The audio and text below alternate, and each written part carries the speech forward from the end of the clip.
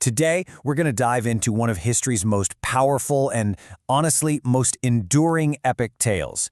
It's the story of Rama and his ultimate triumph of righteousness. But let's start with a big question. What truly makes a great leader?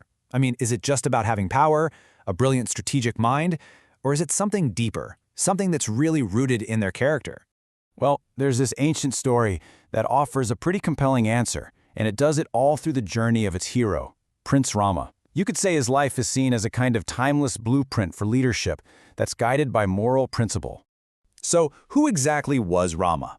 Well, he was basically born to be king. He was the rightful heir to the throne. But what really mattered, more than his birthright, was his character. He was known all across the land for being kind, for being brave, and for having this profound sense of duty. The whole kingdom was buzzing, ready to celebrate his coronation. But then, on the very eve of the ceremony, literally, just as he was about to become king, his life was completely turned upside down, and all because of a promise made long ago within the palace walls. And the consequence of that promise? It was staggering. Exile. Not for a few months or even a year. No, he was banished to the forest for 14 long years. Just try to imagine being stripped of your entire destiny in an instant like that. But what's really remarkable here is Rama's reaction.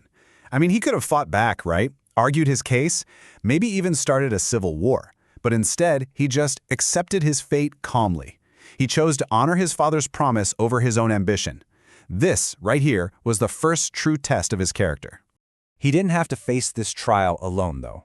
His devoted wife Sita and his fiercely loyal brother Lakshmana, they absolutely refused to let him go by himself. They chose a life of hardship in the forest over all the comforts of the palace. This personal test of duty and sacrifice, though, it was about to transform into something way, way bigger. His exile became the unexpected stage for a cosmic battle between good and evil. And the two opposing forces couldn't be clearer. On one side, you have Rama, the exiled prince, a guy guided by principle and love. And on the other side, you have the villain, Ravana, the incredibly powerful demon king of Lanka, a guy motivated entirely by ego, power, and greed. So Ravana, driven by his own desires, commits this just terrible act. He abducts Sita and carries her away to his fortress kingdom on the island of Lanka. This one single crime is what ignites the central conflict of the entire epic.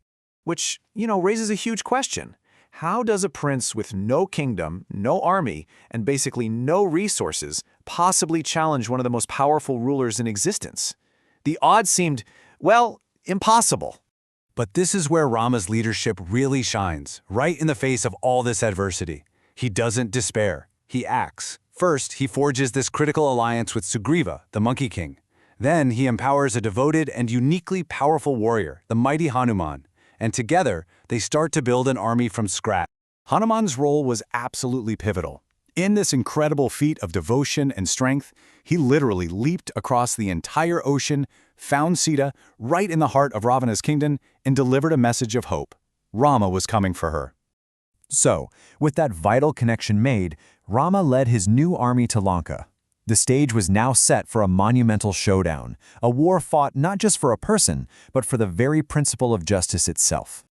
In the final confrontation, it wasn't just physical strength that won the day.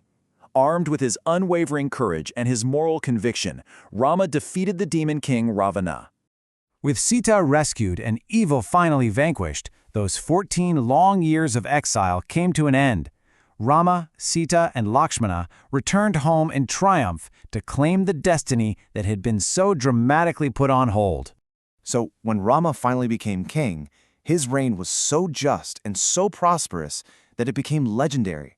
It earned the name Ram Raja and is remembered as this perfect golden age of peace, fairness, and prosperity for everyone. So, at the end of the day, Rama's victory wasn't just about winning a war. His personal triumph, his commitment to doing the right thing, no matter what it cost him, that became the very foundation for his kingdom's golden age. And that brings us right back to where we started, but with a whole new perspective. This ancient tale leaves us with a pretty profound thought for our own time, doesn't it? Can a leader's own personal moral compass? Can it truly shape an entire society for the better? The story of Rama certainly suggests it can.